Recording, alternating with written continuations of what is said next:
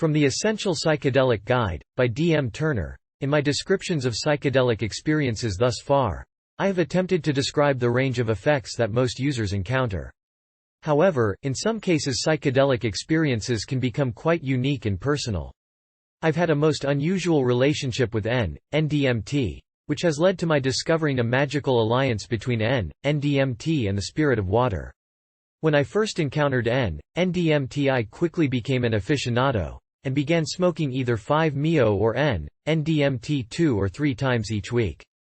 Over the next 2 years I used DMT approximately 100 times.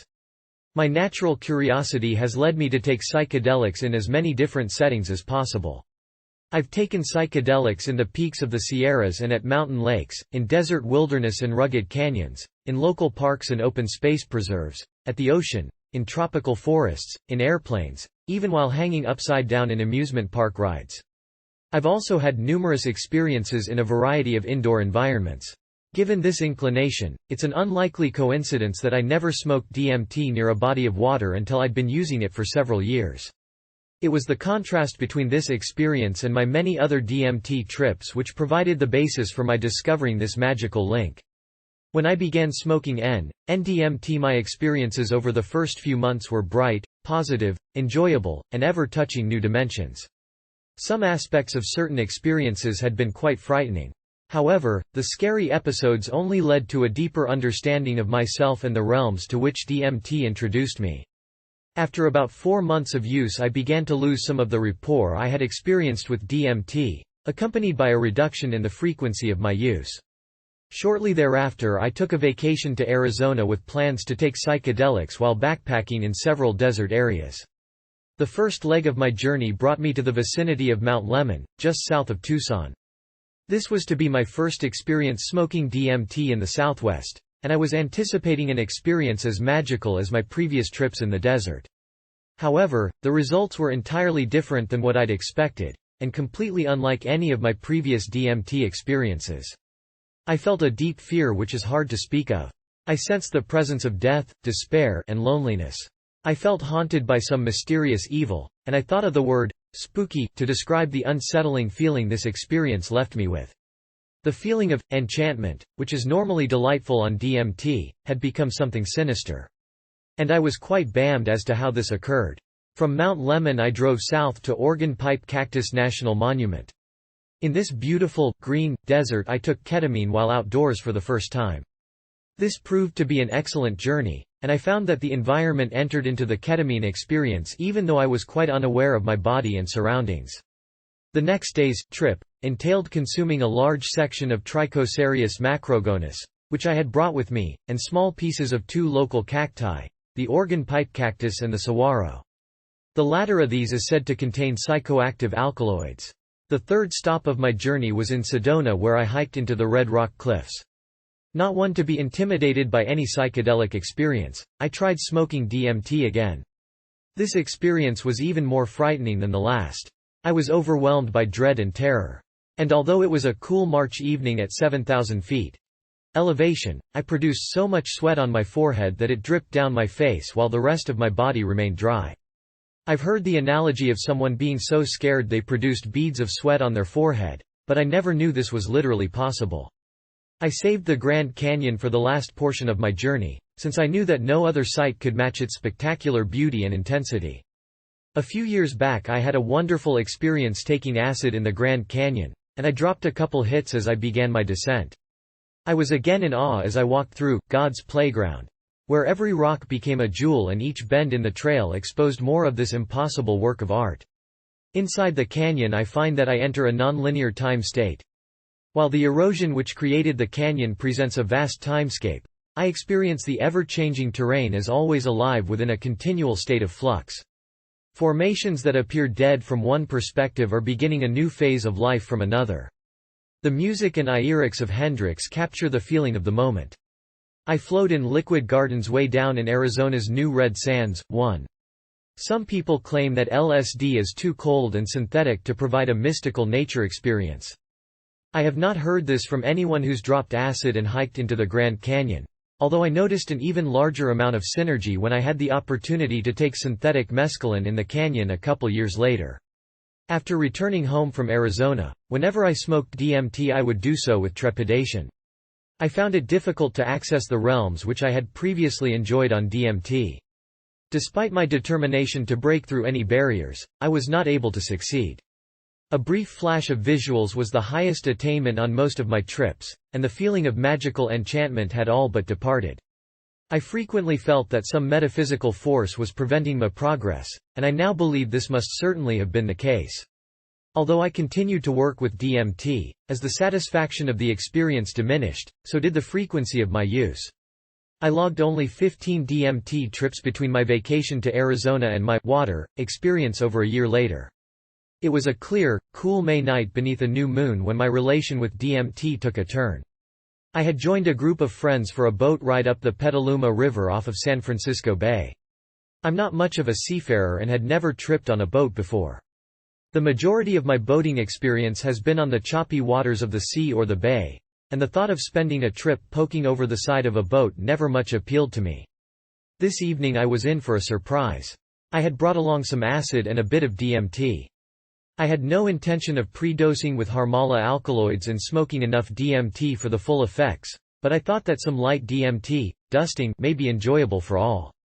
We cruised up the river for an hour or so and threw the anchor. There we would float for the next 9 hours under a sky full of stars and where the current flowing downstream mingled with the ebb and flow of the tide in San Francisco Bay.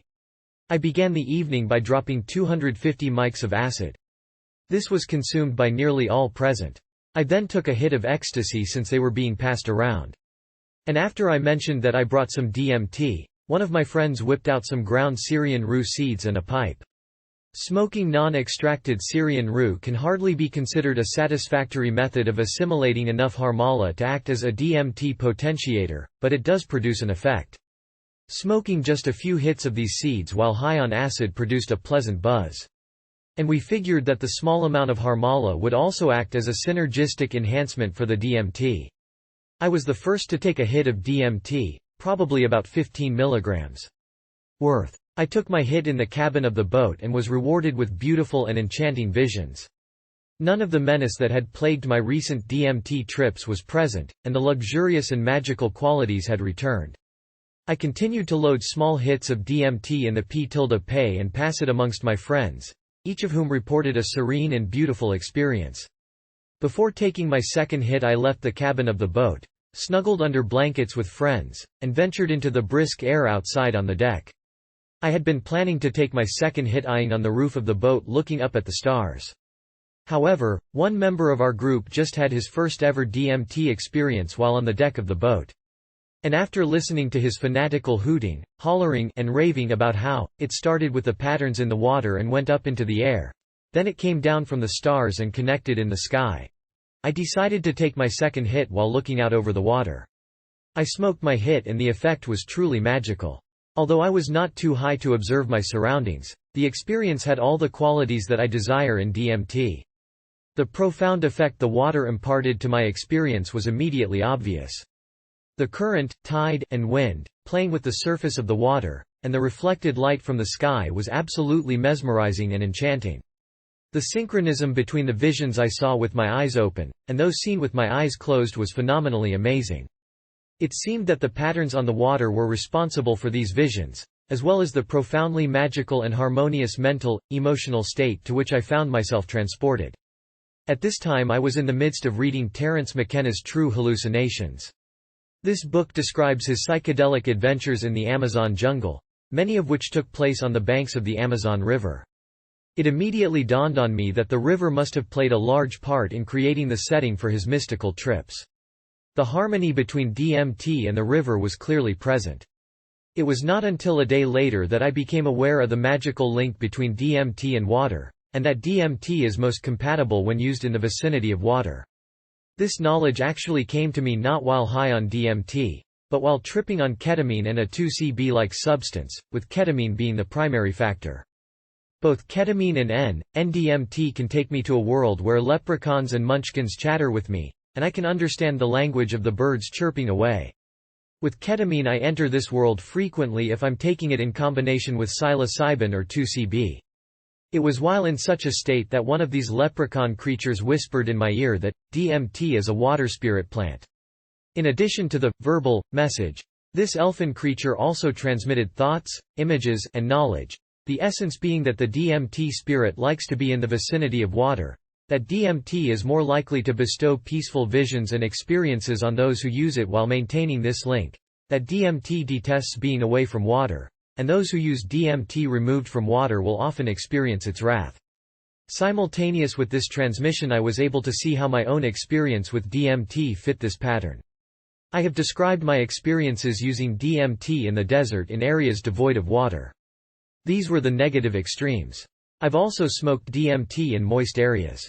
I distinctly recall my 2 DMT trips in Hana on Maui.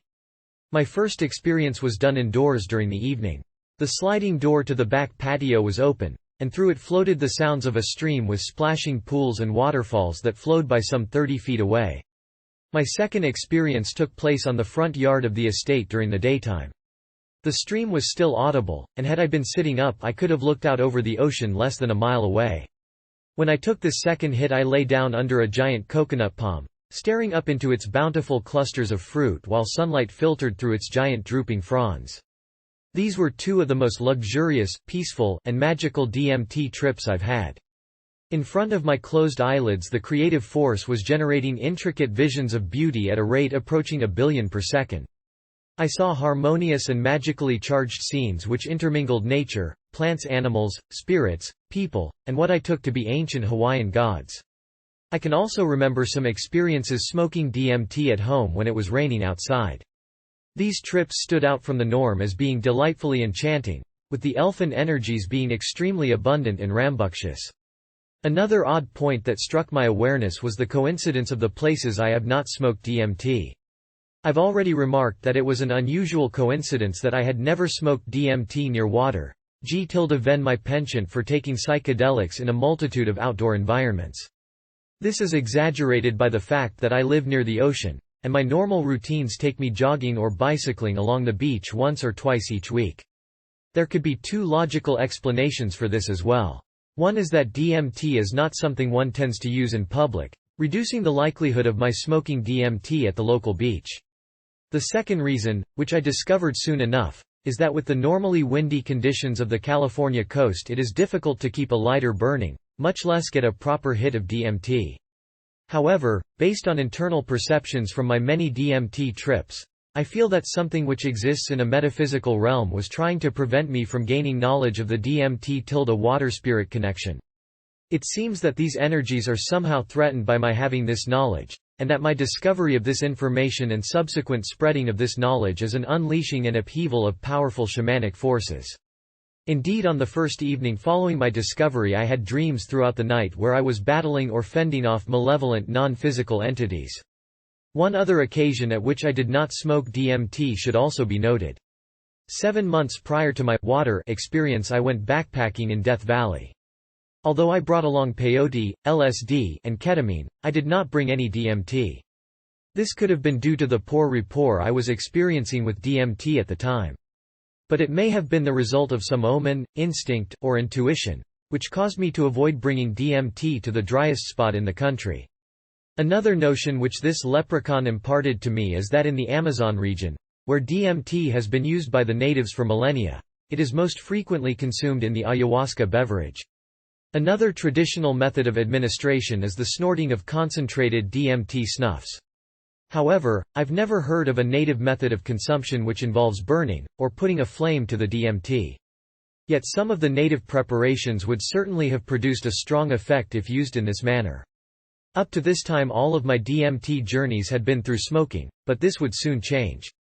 My discovery of the DMT-water spirit connection took place shortly before I was to go to Hawaii. There I would have many opportunities to smoke DMT where waterfalls, streams, pools, and ocean abound. While in Hawaii I smoked DMT twice along the awesome and beautiful Nepali coast of Kauai. I was anticipating experiences similar to what I'd had on the boat. But I received another lesson that DMT experiences are never predictable, or subject to fitting into my preconceptions. The energy of natural environments seems to frequently affect a DMT trip, and this was quite prevalent in this intense setting. For my first hit I was sitting naked in the middle of a stream, on the ledge of a waterfall, with my legs dangling over the side and water flowing over my body from the waist down. As I took the hit I was looking seaward, and focusing on the stream. The sensation was peaceful, yet not the deep serenity I had experienced on the boat. As I lay down to submerge my back in the water I found myself staring up into a grove of koa trees. The energy from these trees was sharp and lively, much more vibrant than any of the trees I'd been around when smoking DMT in California. The koa trees' energy shattered the sensations I'd experienced while looking at the water, but it was a pleasant, shimmering intensity. I then stood up, turned around, and looked into the majestic, silken-sheared mountains behind me. My response to the mountains' energy nearly made me fall over. The mountains of the Nepali coast are like no others in the world. The highest rainfall levels on Earth have eroded these volcanic remains into sheer, razor-sharp contours covered with a dense blanket of tropical foliage. They rise to nearly 4,000 feet, in just a short distance from the sea. At the time of my visit these mountains were even more ferocious-looking than usual. The hurricane which devastated Kauai the previous fall had stripped off nearly all foliage and branches above low feet, leaving thousands of silver tree skeletons in its wake. The sight of these mountains invoked a fear in me. Not of something evil, but of something so powerful and durable that human frailty is greatly magnified. To get an idea of this feeling, try to imagine an ant in the midst of an elephant stampede, suddenly becoming cognizant of the situation. I then tried switching my vision between the mountains and the stream. I found that the water acted as a grounding force, preventing me from being overwhelmed by the intensity of the mountains. A couple months later I began experiments with ingested DMT which I found to be very significant. As mentioned before, DMT is never smoked or burned in the cultures where a shamanic tradition exists. It seems to me that DMT is adverse to fire. It may yield positive results to those who begin with, or only know of this method of use. But in my case at least, it eventually led me to this preferred ancient method of use. Before ingesting the DMT I take 4 grams of Syrian rue and wait until MAO inhibition is in effect. I've had good results using about 160 to 200 milligrams of DMT. This is far more than is required for smoking, but it produces a 3 to 4 hour experience. I found it best to consume the DMT over half an hour to allow for a more gradual inebriation. With smoked DMT the flash is part of its legendary effects. But a more gradual ascent allows the experience to unfold in a more natural manner, as occurs with LSD, mushrooms, mescaline, or the ayahuasca beverage. The content of an ingested DMT experience is quite different than the traditional psychedelics. And after my first such experience I came away with the conviction that this was deep and serious, making LSD and mushrooms seem like child's play in comparison. The experience tends to unfold before me, and I find I must maintain sharp awareness to understand the messages being conveyed. The scenes are rich, vivid, emotionally charged, and filled with symbols and archetypal images that feel imbued with deep meaning and significance. The speed at which visual images develop is slower than with those that accompany the flash of smoked DMT. I found that this allows me to absorb the content of the images more fully. With ingested DMT I've had visions which challenge ketamine visuals for vastness and cosmicity.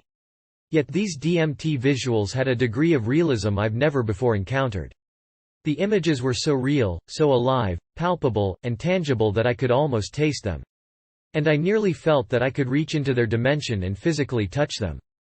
At times it was as though I was a spectator watching a performance of the Grand Universal Theatre. But at other times entities in the visions were quite aware of my presence, and were able to metamorphose as a means of communicating to me. The play-like elfin chatter which accompanies many smoked DMT trips has also been present during these journeys. In nearly all manners, these ingested DMT trips have exceeded my experience of smoked DMT. In order to find out if DMT affected other people similarly when used near water, I interviewed friends that have used DMT several times. I found that most of them have not used DMT outdoors at all, and only a few have used DMT near water or in a desert. None of these people knew what I was seeking when asking about their DMT experiences in different outdoor environments. Yet approximately 75% of those who had used DMT near water reported some of their most profound trips in this environment. A couple people who had not smoked DMT near water also had water play an important role in their experiences. The one person who had smoked DMT in a desert had begun on a powerful shamanic journey, but had to disengage as the intensity and fear that he couldn't handle the ride increased. And a few people reported experiences too intense to enjoy when using DMT in the presence of fire.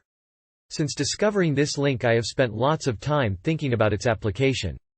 That this knowledge can be used by DMT smokers to increase the chances of a positive experience is the most obvious use. This may allow DMT smokers to gain reliable access to DMT's magical aspects, and through developing this alliance, to enter into the shamanic world. However, since becoming aware of this connection, I feel that mastery of the DMT experience is still many steps away, or that it may even be something which one can never truly have a firm grasp on. Perhaps this is a stepping stone in humanity's re-establishing its relationship with DMT. We may be at a turning point where DMT will be removed from obscurity and become a mainstream psychedelic. I'm also curious as to what science will find in relation to this theory. Since DMT is normally present in the brain, blood, and spinal fluid of humans, it would be interesting to see how the levels change in people who live in dry or wet areas, or who travel between these areas. I'd also like to see how DMT is metabolized by the brain and the body in different climates. I suspect it would be different. Another useful study would be to chart the numerous plants throughout the world that contain DMT. To my knowledge, most of these plants grow in areas with abundant water, but a study done by an expert botanist would be more conclusive. And from a cultural perspective, do any of the native users of DMT ascribe a link between DMT and water, and is this link present in their rituals and practices? Something else I've speculated about is whether DMT is one portion of an alchemical formula.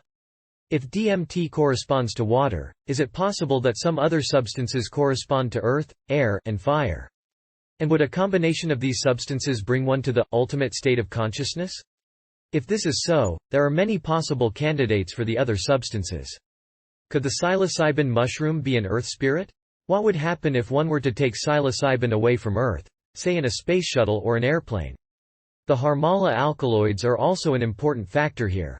I should note that this link I'm describing exists between N-DMT and water. Whether a similar link exists for 5-MeO-DMT I cannot presently say. And virtually all of my N-DMT experiences have been done in combination with Harmala alkaloids. One of my courses for future study will be to continue psychedelic use in different areas. I will be looking for distinct differences in the experiences produced in different settings. In the past I have focused on combinations where I'd expect a positive synergy. This has often been the natural habitat of the substance I was consuming, like taking cactus in the desert or mushrooms in the forest. I have yet to try many opposing combinations such as mushrooms in the desert or cactus in snow-covered mountain peaks. As of yet though, DMT is the only psychedelic to produce highly positive results in one natural environment, and equally negative results in a reversed environment. Since becoming aware of this connection, my relationship with DMT has become strongly positive. I feel I now have an ally for venturing into this fascinating world of the unknown. 1. Lyrics from the song Voodoo Child by Jimi Hendrix on the LP Electric Ladyland.